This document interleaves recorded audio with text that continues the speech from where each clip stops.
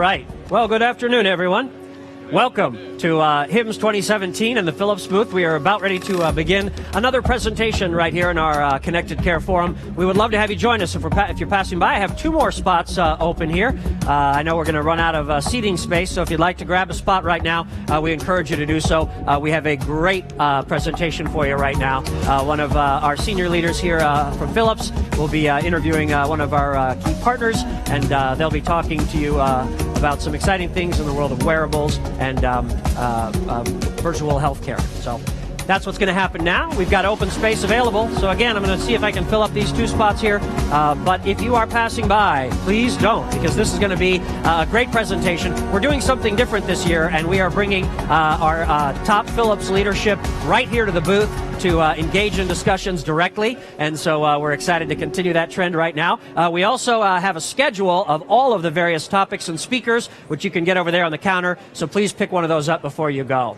But good afternoon once again, and welcome to the Philips Connected Healthcare Forum. My name is Paul Trainer. I'm your host. As I said, all week we're going to have exciting sessions with outstanding speakers with topics ranging from population health to care coordination and personal health to advanced analytics and clinical informatics, all right here in our forum, starting at the top of every hour. And today, I'm pleased to say that we have Pegasystems with us in the forum, and I'm even more pleased to say that the founder and CEO, Alan Trefler, is joining us. Not only is Alan a visionary and an excellent businessman, but he's also, from what I understand, a master chess champion that can play against 20 opponents at one time and beat them all. So, some brief information on Pegasystems. This fast-growing company provides business management software to more than 3,000 large organizations worldwide, focusing on financial services, insurance, and healthcare. And through its Pega Care Management application, it enables primary care providers to collaborate in new and better ways by using wearables, connected devices, analytics, and the cloud. Mid-last year, Philips and Pegasystems announced a collaboration to enable new levels of personalized and connected care for patients and care providers. So we're very pleased to have Alan here in the booth with us today. And with Alan is Jeroen Tos, our own Chief Innovation and Strategy Officer here at Philips. And he's going to be engaging with Alan in a conversation of how Philips and Pegasystems are teaming up to support health systems in their transition to new models of healthcare delivery. So please help me welcome them now, gentlemen.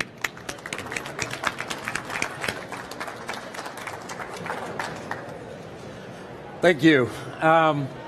So the first time I was exposed to Pegasystems is about over 20 years ago, I think. I worked at Citibank, and we were scaling up how we would deal with customers. And we needed a system that would manage our workflows, which could get pretty complex. And there was only one piece of software in the world that could actually do it at the scale as we were working at.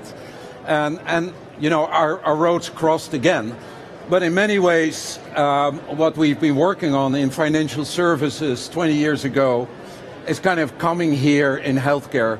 We were looking at how can we connect customers, how can we stratify customers, create products and services that fit to them, how can we give them superior service and reach out to them 24/7. So how do you see that, Alan, in the world of connected care? Well, I think it's really exciting because, when we were working at Citibank, and we do work historically with many other large financial institutions, you're doing things that are important, but it's not the same as connecting people with better healthcare. Yeah. What we're in a position to do, and a lot of the exciting things that you're showing here in this booth, are really about the next generations of bringing data, intelligence, judgment, process together around people, around a person's journey, which is revolutionary at a very fundamental level. Thank you. And I always say I probably do penitence now for the years in financial services and help create a better world.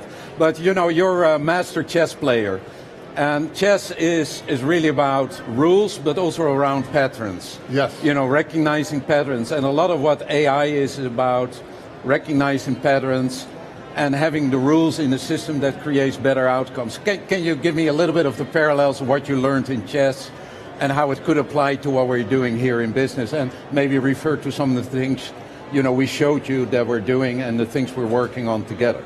Well, I think that it's highly applicable. In chess, a chess master looking at a position goes through 3 stages of thinking. And the first is pattern recognition. Do I sense, have I seen something that allows me to hone in on what it is I'm trying to achieve or do, or my strategy? The next step is analytics. It's really, if this, then that, what's going to happen, what's going to be the result of the outcome.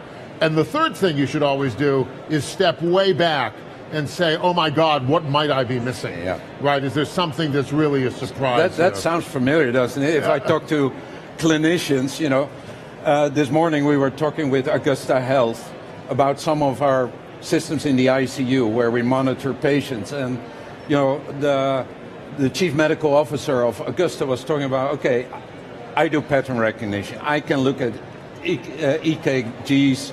I can see where things are deviating. I can understand the deviation. But if I don't understand it, I need to tap into my knowledge.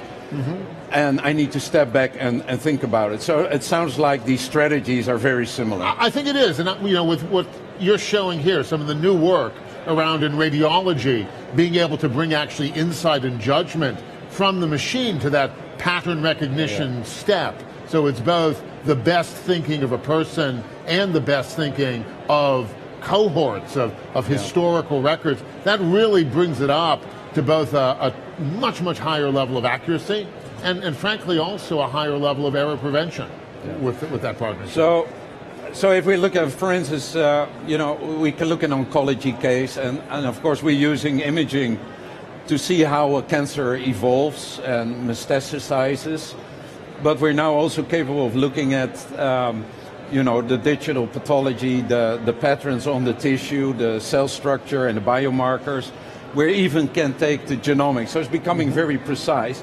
But ultimately what that means for the patient, it means like, hey, we have to sit with the patient, identify the treatment or therapy options. We have to understand how they deal with complications and risk. But it's almost becoming a very complex workflow for that patient, with multiple clinicians getting involved in the case. So can you give me a sense of what you've been doing for the last 20 years also applies to these kind of complex cases? Well, the 2 fundamental skill sets that we have are what we refer to as case management, which is managing context, and process management, which is about executing. It's interesting because there are 2 different contexts here. There's the acute context, where you're trying to treat the tumor or fix that damaged kidney.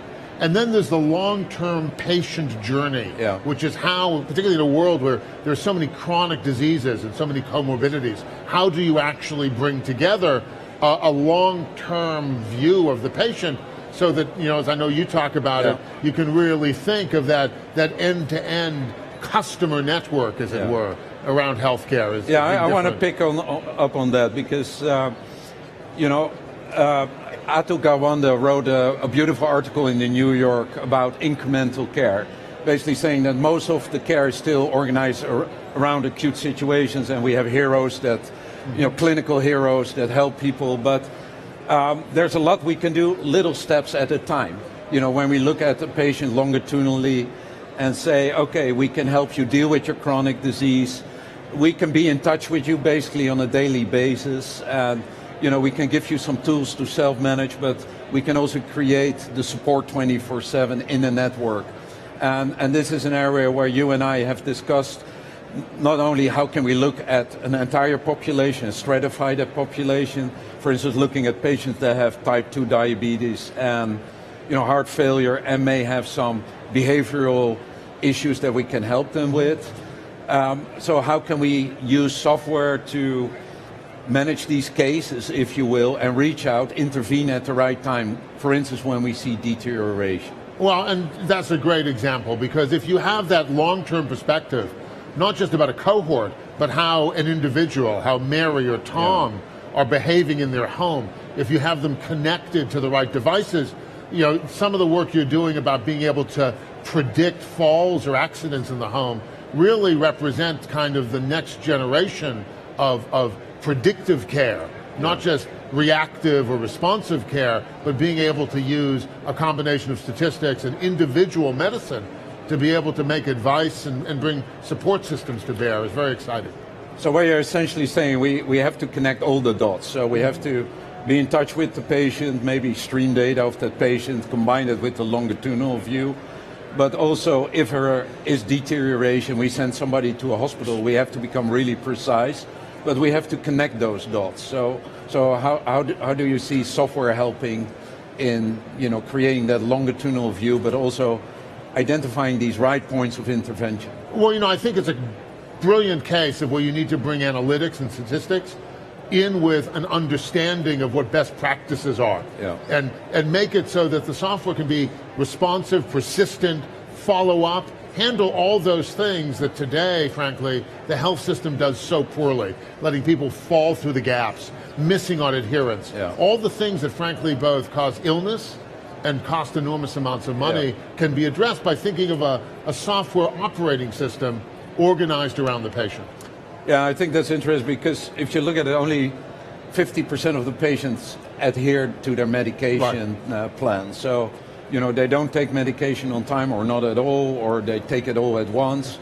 And these are kind of the little things that if we can help them with that, it makes already a big impact. And the little things like, hey, we see somebody starting to move differently, and hey, actually we see probably a high probability of a person falling, so we can intervene. And that's something you and I work together on. Maybe you can give your perspective on that. I think that being able to combine information about the patient with statistics about what causes different outcomes and behaviors, and active follow-up, and that follow-up wants to be on a continuum, because you can't afford to have people following up constantly, but knowing exactly, and this is where software can come into play, knowing exactly when an automated follow-up should occur or when an individual intervention is necessary is exactly the sort of thing that we can bring together with the devices, the data, the information, and the human touch where necessary to make it all work. And you and I talked about earlier also about this concept of, a dynamic care path. So where a patient follows a journey, if you will, and things happen, so we dynamically adjust them. And so it takes a different view of how you deal with the patient. It takes that longitudinal, but also into the future view.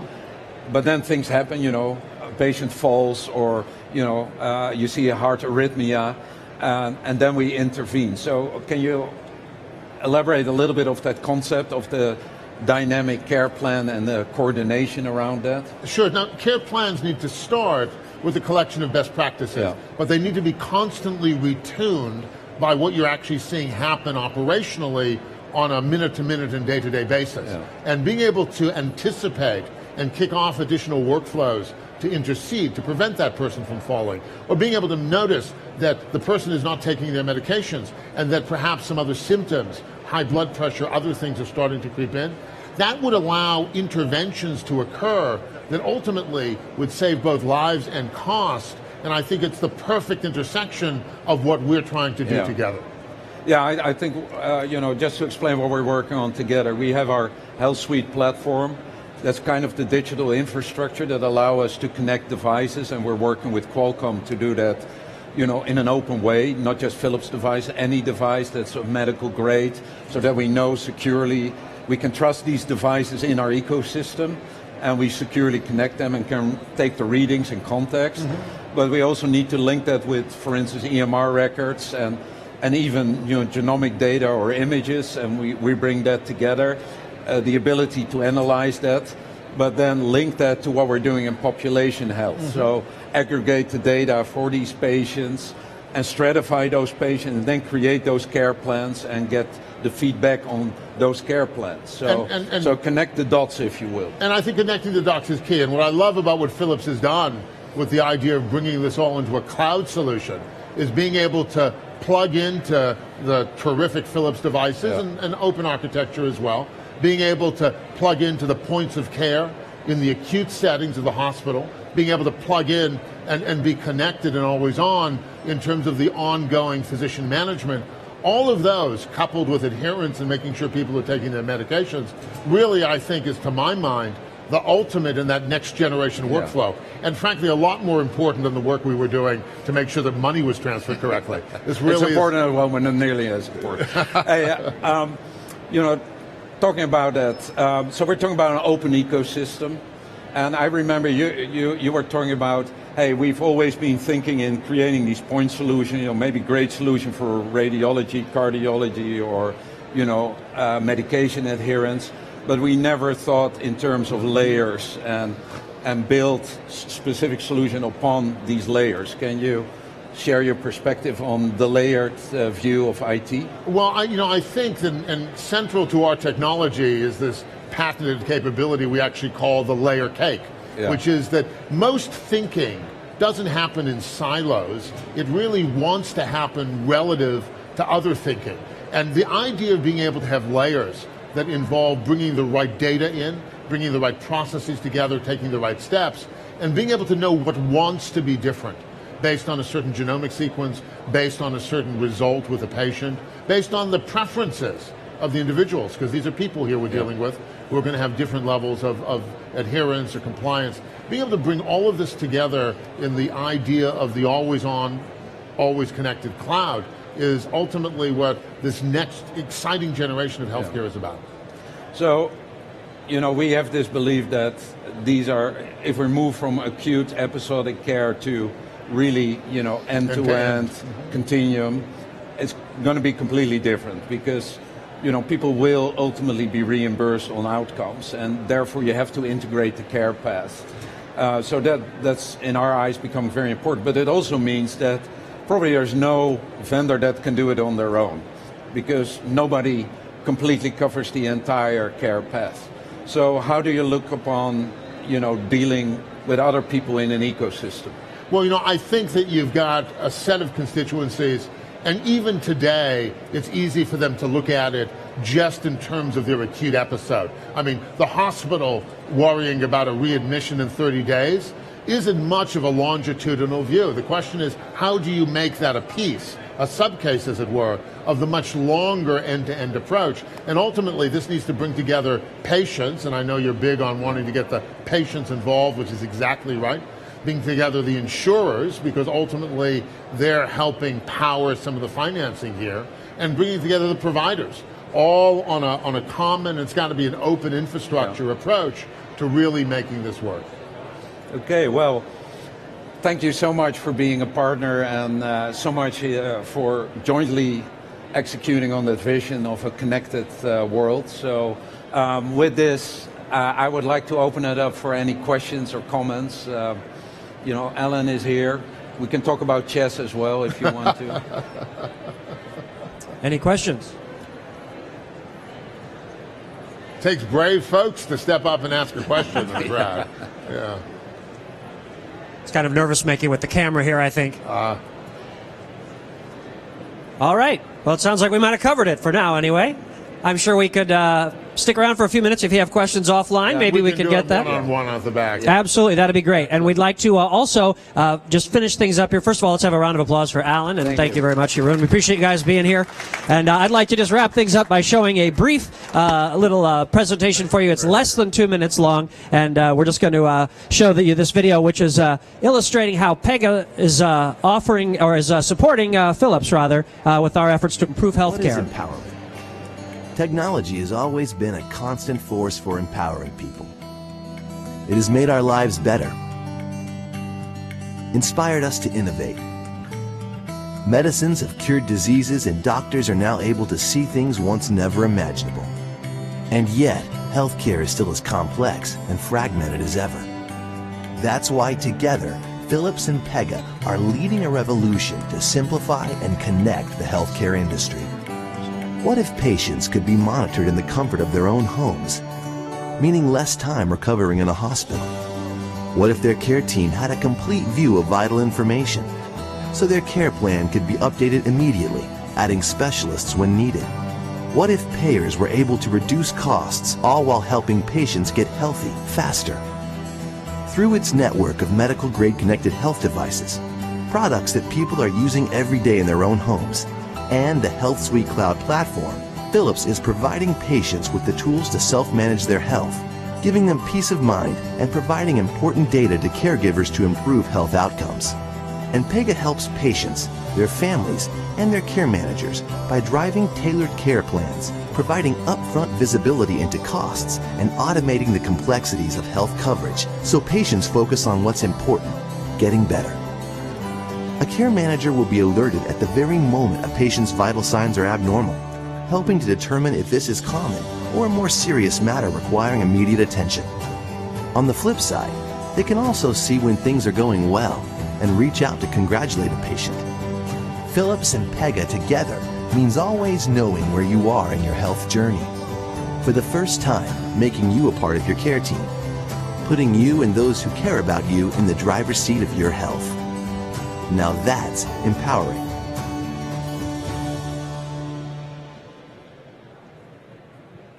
All right. Thanks again, everyone. If you would like to join the discussion, we encourage you to do so on Twitter if you have questions or comments about this session. We also have a range of presentations happening all week long. At 1 p.m., we have Banner Eye Care with us. Deb Dahl will be here to talk about delivering care for the complex chronic patient via telehealth. And if any of you are interested in joining the Philips team, potentially, we have a lot of very exciting opportunities in that area as we continue to grow. I think Dominic and Justin are here. You can talk to them right over there. They'd love to tell you a little bit more about that. And be sure to pick up a copy of the schedule right over at the desk, which shows you all of the topics and speakers for the rest of the week. Thanks very much.